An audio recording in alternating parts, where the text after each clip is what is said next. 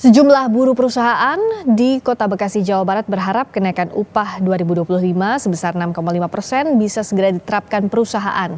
Dengan pendapatan atau upah saat ini, para buruh harus cermat mengatur pengeluaran apalagi jika sudah berkeluarga. Menurut saya sih untuk kenaikan UMP sekarang sih mungkin bagus, cuma untuk saat yang sekarang belum naik ya masih kurang sih. Soalnya apalagi saya ngerantau gitu kan dari Bandung ke sini. Anak pertama apalagi banyak tuntutan segala macam, ya intinya masih kurang aja. Tanggapannya sih alhamdulillah ya karena emang naik, cuman kalau untuk perusahaan saya pribadi kita belum ada kayak informasi sih untuk kenaikan, mungkin emang belum disosialisasiin aja mungkin ya, tapi semoga sih perusahaan kita juga bisa ikut naik UMP-nya. Kalau dibilang cukup sih sebenarnya enggak ya Mas, karena kalau dilihat dari kayak apa sih namanya keperluan kesehari-hari itu kan semuanya sekarang udah serba mahal ya, kayak beli apa-apa udah naik gitu harganya. Sebenarnya dibilang cukup sama sekali nggak cukup. Sangat bagus sekali sih, karena untuk UMR sekarang sih ya bilang cukup nggak cukup, emang kurang sih untuk kehidupan di Jakarta, apa-apa serba beli ya. Untuk ada kenaikan berapa?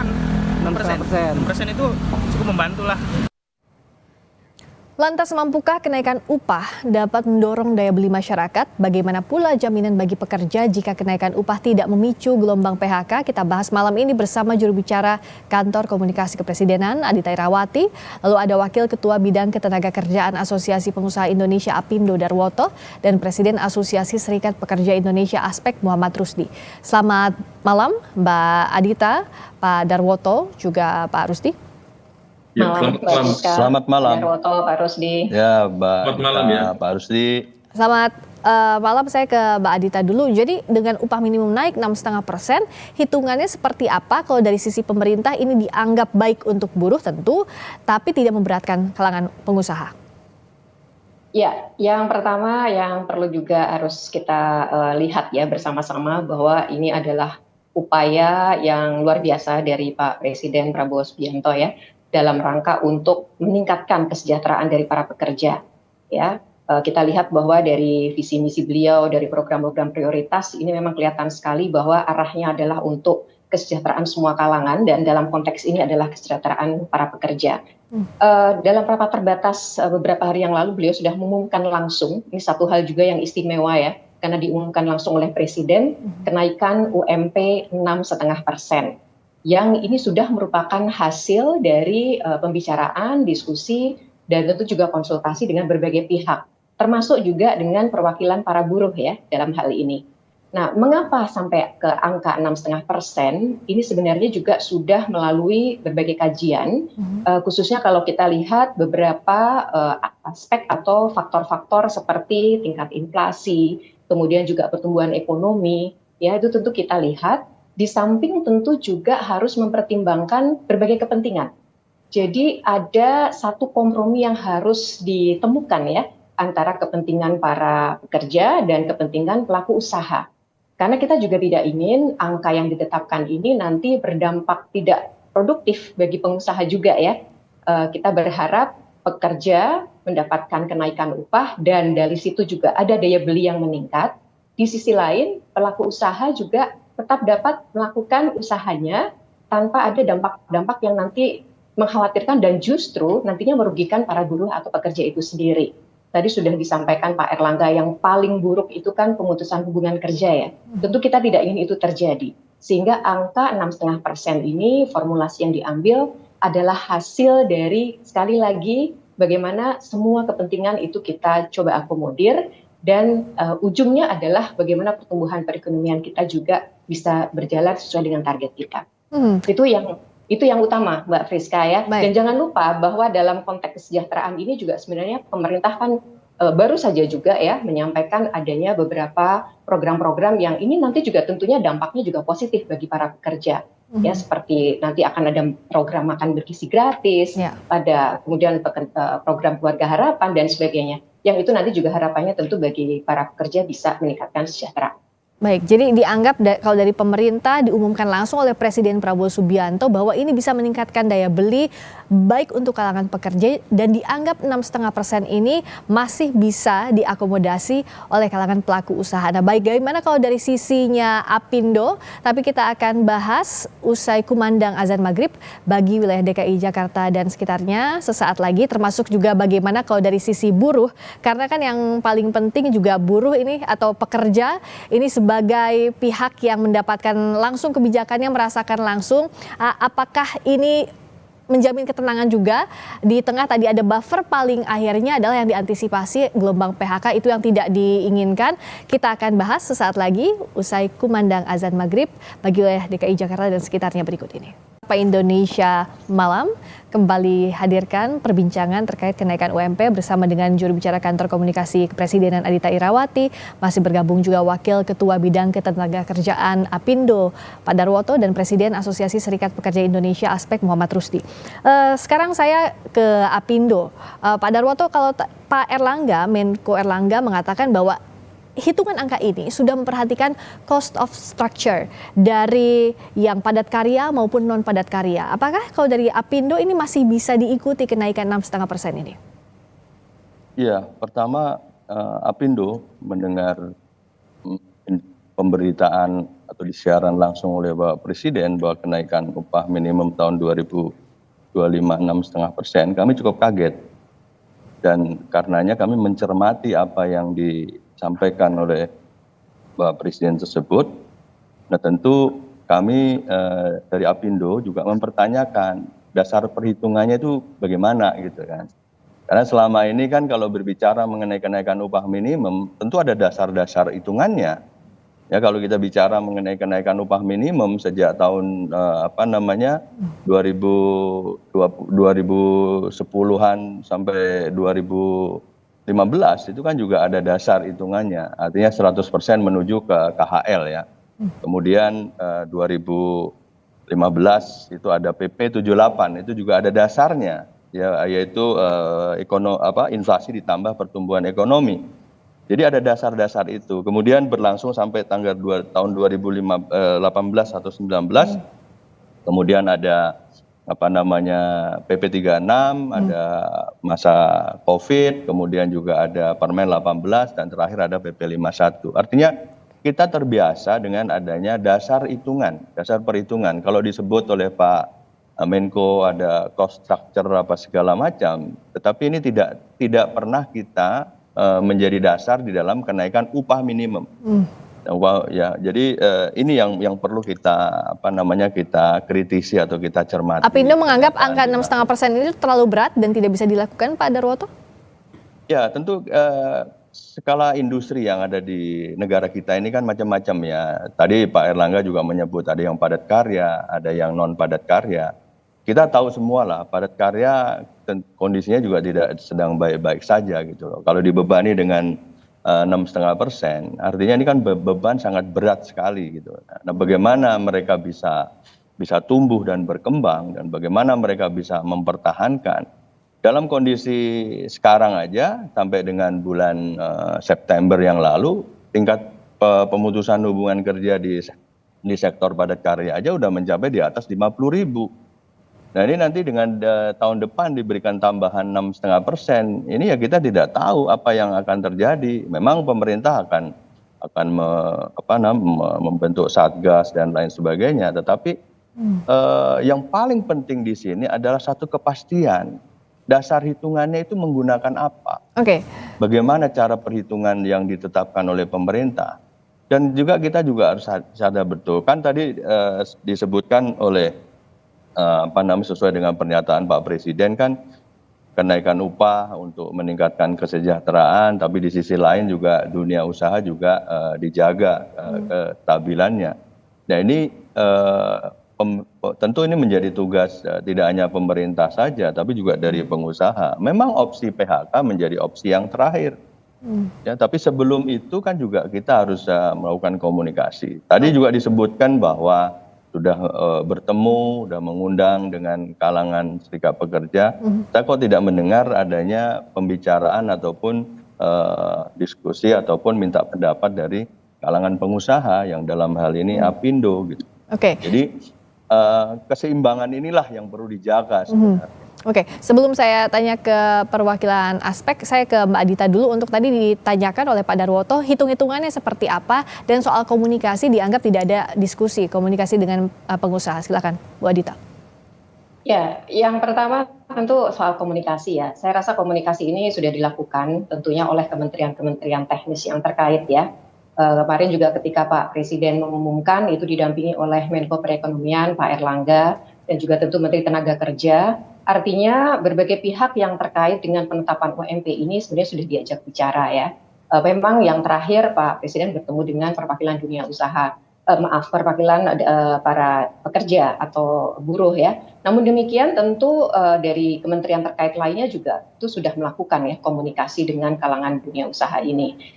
Lalu terkait dengan hitung-hitungan tadi, ini sebenarnya tadi sudah saya singgung ya, bahwa ada beberapa aspek yang dan juga faktor yang dipertimbangkan, termasuk tadi yang sudah oleh Pak Darwoto juga sebutkan sendiri ya. Jadi memang ada pertimbangan-pertimbangan yang terkait dengan tingkat inflasi, kemudian bagaimana situasi pertumbuhan ekonomi, lalu memang juga kan ada indeks-indeks ya, yang itu indeksnya ada satu range tertentu. Sekali lagi ini adalah hasil kajian ya, dan sudah mempertimbangkan berbagai kepentingan. Karena sebenarnya angka yang diusulkan dan angka yang kemudian ditetapkan itu yang pertama yang mengusulkan dari pemerintah sendiri kan Kementerian Tenaga Kerja sebenarnya ada di angka 6%.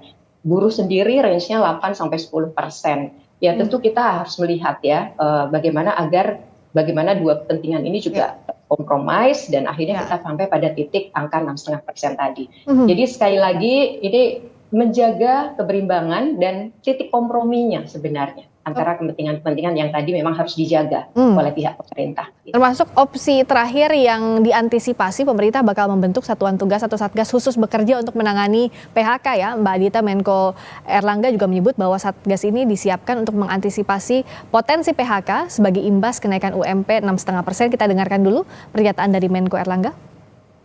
Pertama, UMP sudah disampaikan oleh Bapak Presiden. Pertumbuhan UMP-nya di 6,5%. Tadi saya sudah sampaikan kalau untuk PPN tadi saya beri kuasa pada anggota Komisi 11 yang ada di DPR, yang ada di Kadin. Pemerintah akan membuat satgas terkait dengan PHK. Ya, sehingga yang kita lihat adalah fundamental industrinya. Jadi nanti kita akan pelajari di sana. Ya. Nah, Mbak Adita, untuk satgas ini sampai harus dibentuk. Kenapa dipersiapkan? Apakah memang sudah dibaca bahwa potensi PHK-nya semakin besar seperti Pak Darwoto juga tadi bilang ada kemungkinan potensi PHK akan membesar dan bagaimana nanti cara kerjanya Satgas ini, Mbak Adita? Ya justru di sini kita melihat kesungguhan dari pemerintah ya untuk juga mendengarkan apa yang menjadi kepentingan khususnya dari pihak pelaku usaha yang ini tentu apa yang sudah ditetapkan ini akan memberikan dampak gitu. Jadi tentu pemerintah tidak ingin tinggal diam, oleh karenanya Satgas ini nanti tentu akan ada lintas kementerian dan lembaga yang nanti bersama-sama tentunya juga dengan pelaku usaha akan melihat sejauh mana nanti dampak dari adanya kenaikan ini. Ya pasti sisi paling ekstrim kita akan upayakan ini tidak terjadi, ya. Makanya tadi disebut Satgas untuk bisa mencegah terjadinya PHK karena kita lihat itu adalah sisi paling ekstrim. Ini upaya pemerintah Mbak sebenarnya juga tadi ya mengundang partisipasi dari semua pihak. Seperti apa nanti yang akan dilakukan tentu kita akan menyerahkan ini kepada Kementerian Perekonomian sebagai tentu yang mengorkestrasi semuanya dan pastinya juga Pak Presiden sendiri akan terus juga mengawasi ya seperti apa nanti tindak lanjut dari penetapan upah minimum provinsi sebesar 6,5% ini. Baik, nah kalau dari Pak Rusdi, dari aspek apakah melihat jaminan pemerintah ini sudah sangat baik menindaklanjuti UMP naik 6,5% termasuk ada Satgas PHK untuk mengantisipasi jikalau ada gelombang PHK dan ini yang tidak diharapkan semua pihak tentunya.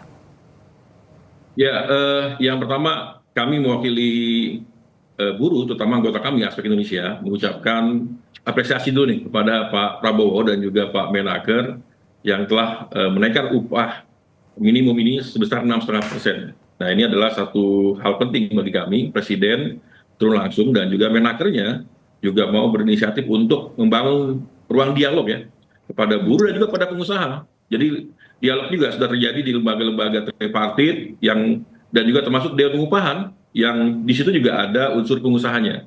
Nah itu yang pertama tuh. Yang kedua, sesungguhnya tadi saya sepakat bahwa angka 6,5% ini angka kompromi. Karena sejatinya kalau dari kami sendiri, kami sudah survei ya menggunakan basis KHL. Karena gini, upah ini kan kalau dilihat ada 3 prinsip nih. Yang pertama adalah upah minimum itu sebagai safety net. Pak Prabowo juga mengatakan bahwasannya upah minimum safety net sebagai jaring pengaman sosial agar dengan upah yang ditetapkan buruh tidak hidup dalam kemiskinan. Buat apa kerja kalau miskin? Nah itu pertama tuh. Dan cara ngukurnya harus nanti pakai KHL. Nah yang kedua, upah sebagai kualitas upah ini sangat berdampak pada daya beli. Ya, daya beli masyarakat ini akan hancur, selama ini hancur, 10 tahun ini hancur akibat kualitas upah dihancurkan oleh Pak Jokowi. Ya, padahal di 2013 akhir dan di 2014 awal Pak SBY sudah mengatakan sudah saatnya Indonesia meninggalkan kebijakan era upah murah. Tapi artinya kebijakan ini dianggap baik. Kalau dengan adanya ancaman PHK bagaimana Pak Rusdi? Nah, saya menyampaikan logika seolah-olah kalau upah tinggi ini akan ada PHK. Problemnya 4 tahun ini kan upah naik ya 2021 naik hanya 3,27%. 2022 di DKI naik hanya 5,1%. 2023 naik hanya 5,6%. Dan kemudian 2024 naik 3,27%. Itu PHK juga banyak gitu. Bahkan di Jawa Tengah yang banyak sektor padat karyanya upah sudah ditetapkan hanya 2 juta, upah minimumnya hanya 2 juta dan 2,5 juta, tetap ada PHK. Apakah upah mau diturunkan lagi jadi 1 juta? Ini nggak benar. Nah ini logika yang salah kalau misalkan seolah-olah upah yang layak itu kemudian dianggap mungkin ada PHK. Saya mau sampaikan di 5 tahun Pak SBY 2009 hingga 2014 kenaikan upah itu sebesar sekitar 82% dalam 5 tahun. Per tahun itu naik rata-rata 17%. Dan di era itu daya beli meningkat.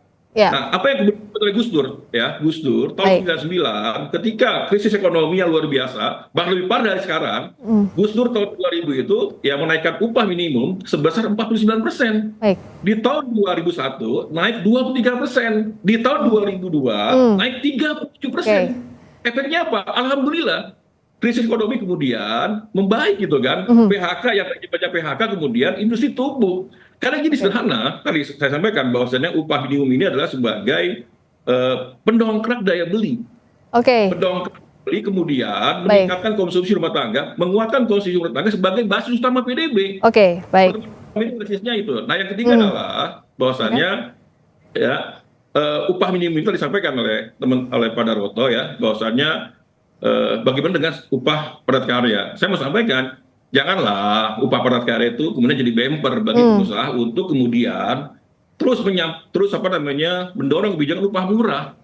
Banyak perusahaan-perusahaan anggota Apindo maupun yang tidak jadi anggota Apindo yang sebenarnya sanggup untuk membayar upah lebih dari sekarang gitu kan. Jangan kemudian diturun ke bawah, karena upah ini adalah instrumen untuk redistribusi profit.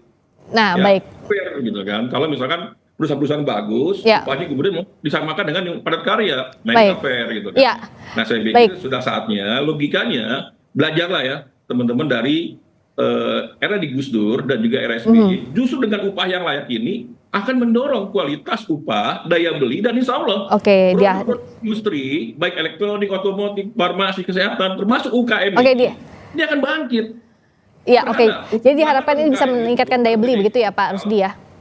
Meningkatkan kualitas upah formal, insya Allah informal ini akan selamat. Baik Pak. Upah layak, insya Allah ya tadi ya. Maaf ya, misalkan pagi hari para buruh, kalau upahnya layak, buruh itu pagi bisa makan nasi uduk. Ditangkap sampai situ Pak Rusdi. Nah, kalau dari Pak Darwoto singkat saja, apa jalan yang diharapkan dengan kebijakan ini? Ya sebenarnya kami ini trauma dengan penetapan upah minimum dengan adanya keputusan MK ini, karena kita mempunyai sejarah yang kurang baik ya terhadap penetapan upah minimum ini. Terlebih di era 2012 hingga 2015 itu kan ada politisasi oleh kepala daerah gitu. Sehingga terjadi disparitas. Kalau tadi Bung Rusdi menyampaikan di Jawa Tengah upahnya segitu. Tapi juga ada beberapa daerah yang beda kabupaten aja, beda kabupaten, beda jalan. itu upahnya 4,6 juta atau 47 juta, tapi yang di sebelahnya kotanya itu hanya sekitar 2,7. Ya. Ini kenapa? Karena ini kan harus diselesaikan gitu loh. Baik. Nah, tadi kalau yang dibilang Bung Rusdi bahwa yang padat karya dijadikan, tidak, kami tidak menjadikan padat karya, tapi realnya Bung Rusdi, padat karya memang sedang terpuruk, bukan berarti kita menjadikan itu sebagai bumper, tidak. Karena kita tahu bahwa upah itu ada dua, upah minimum dan upah itu sendiri. Kalau upah minimum tadi kan udah jelasin bahwa safety net gitu kan. Ya. Tapi upah yang sesungguhnya adalah upah yang terjadi di tingkat perusahaan. Karena pada dasarnya kan di tingkat perusahaan, kalau perusahaan yang bagus pasti upahnya di atas lebih di atas lagi dari upah minimum. Kalau dibandingkan tadi eranya Gus Dur, eranya itu kan di sana ada faktor-faktor eksternal ya yang sangat luar biasa, termasuk nilai tukar pada saat itu juga kayak sehingga nilai ekspor juga akan dinikmati betul, sehingga ya memang itu merupakan satu titik equilibrium baru ya pada saat itu. Tapi kalau kita lihat fakta sekarang, ya jangan juga kita ketika kita berbicara upah padat karya di sektor-sektor padat karya ini terus dijadikannya tidak. Kami tidak seperti itu. Kami tetap bagaimanapun juga buruh juga harus sejahtera, pengusaha juga bisa lanjut menjalankan usahanya. Jadi inilah menjadi tugas kita bersama. Kalau tadi betul memang di tingkat di level tripartit nasional di Kementerian Ketenagakerjaan kita ada dialog gitu loh. Tetapi kan kalau tadi kan saya menyoroti ketika Pak Presiden menetapkan itu, nah kok nggak satu pun pengusaha diundang. Oke, mungkin tadi sudah disampaikan diajak komunikasi juga ya oleh Mbak Anita. Oke, sudah habis sedikit saja Pak Darwoto. Ada statement bahwa upah minimum sektor diserahkan kepada Dewan Pengupahan Daerah. Kita mempunyai trauma yang kurang baik dalam penetapan upah minimum sektor. Oke, baik. Bayangin kalau kita bicara sektor itu murni sektor gitu loh. Baik. Tapi kalau yang lalu-lalu sektor itu bisa perusahaan, bisa apa, macam-macam. Baik, ditangkap maksudnya Pak Darwoto. Dalam menetapkan itu. Nah, ini yang harus kita kita awasi secara bersama. Kita tidak pengen kalau toh diterapkan upah minimum sektor tetap kembali kepada putusan MK, yaitu sektor yang mempunyai karakteristik dan risiko Pak Darwoto. kerja. Jadi pesan ini tentu sudah ditangkap tadi dan diharapkan ini ada jalan tengah untuk pihak pengusaha, untuk juga pekerja, dan tadi difasilitasi oleh pemerintah dengan kebijakan ini komunikasi dilakukan lintas sektor, itu yang kita harapkan. Terima kasih Mbak Adita Irawati atas waktunya. Terima kasih juga Pak Darwoto dan Pak Rusdi. Selamat malam.